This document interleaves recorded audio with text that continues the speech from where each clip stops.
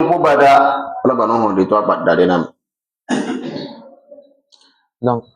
Allah subhanahu wa ta'ala nous dit dans le Coran, dans Surat Qaf, au verset 18, il n'y a aucun propos, il n'y a rien que l'être humain va dire sur terre sans qu'un ange vigilant n'écrive ce qu'il a dit. C'est-à-dire, il n'y a pas quelque chose que nous allons, il n'y a pas un propos qui va sortir de notre bouche, ou bien une parole que nous allons dire sur terre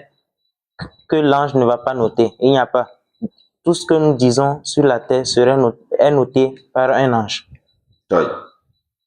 الرسول صلى الله عليه وسلم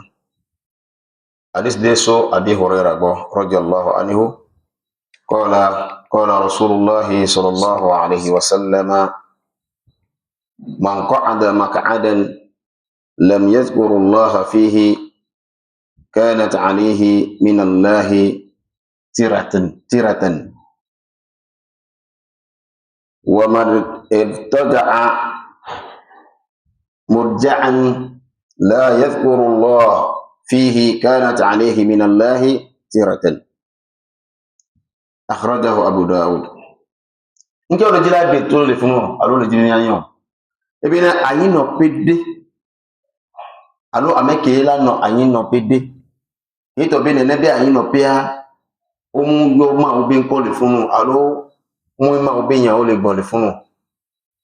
mu be kokoko be ola wa si le funu bo ani yin enpu yode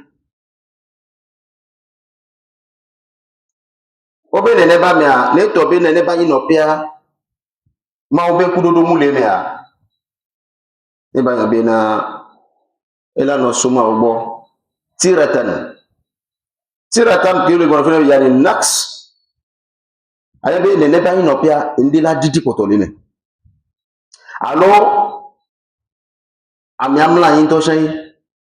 ye ma o be kudodo unle le ebe yan gbon la tin ebe yan gbon la me a ne ba yan be na ne ba yan nyori be na ndi didi poto le na le fun bi mana il a regretté et puis ebe ne be regret me a obi mi yon peut-être ma o la va ela ne ya dudu c'est-à-dire ela wa azaba ne alo ao ela soso kia betale ma ubo. Donc, on nous a également rapporté un hadith de la part de Abu Huraira qu'Allah l'agrée, qui dit, lorsqu'une personne est dans une assise, ou bien lorsqu'une personne fait part à une assise dans laquelle on ne parle pas d'Allah, pas forcément qu'on ne fait pas des rappels, non, mais dans ces genres d'assises-là, il n'y a pas de bonnes paroles qui sortent. Tout ce qui sort dedans n'a aucun rapport ni avec la religion, ni avec de bons propos. On dit cette assise-là serait moitié. Genre, cette assise-là ne serait pas complète. Autrement dit, c'est une assise dans laquelle il y aura plein de regrets après. Et on continue le hadith en disant, ces regrets-là, on ne sait pas. Peut-être Allah va lui châtier ou peut-être Allah va lui pardonner. Tout ça, ça va provenir d'Allah. طيب يمي أن يدش بنادي الفابي وعلم أن من نعم الله على العبد أن يوفق لمجالس الذكر والعلم والطاعة فإنها مجالس تخفها الملائكة وتغشاها الرحمة ويذكرهم الله في من عنده بمي أن يدش بنادي نعم بي bema obo na ebe kulubid kito bina me ebe ayi no pimea me ebe ayi no pimea ele don kuma o nya alo awo enu sonson ma obe nu sonson le son le fun alo awo ma obe be moji o pasado ebe ne ba yan yo ebe na de ne ba yi no pia yani تخفها الملائكة يبي يعني بمعنى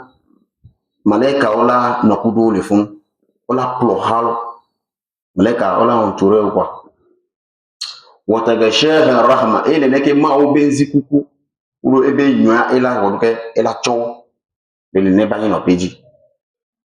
يبوا ويذكرهم الله في من عنده إما ولا ندوم كو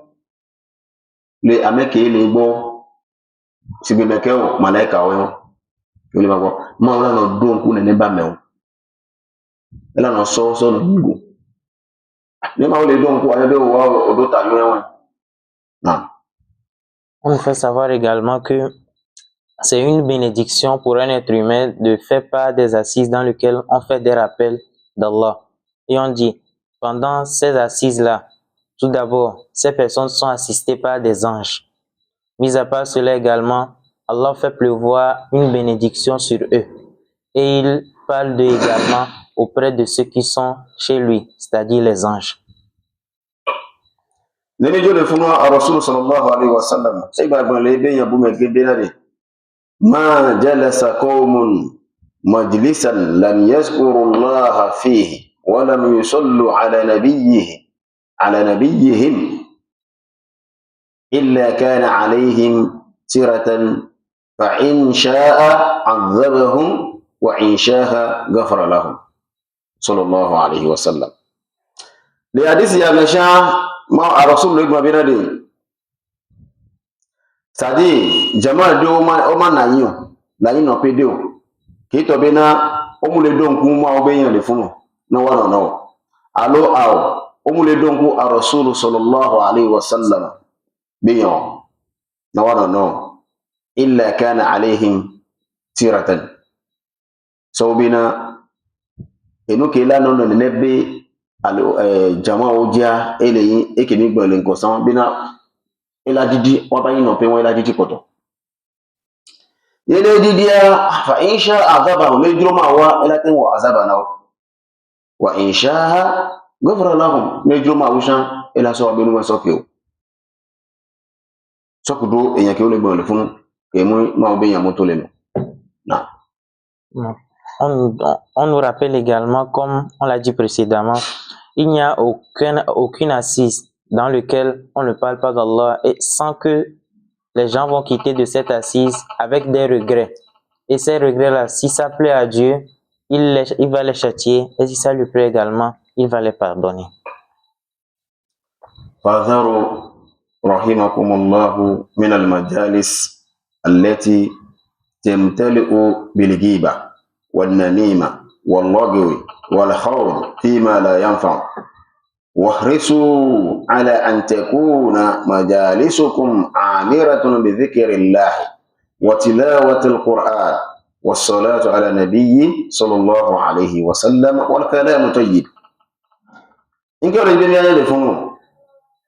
وبني أجاي ما بي nziku kure bana kudomi ni ajayi so kudo ayi no pedeo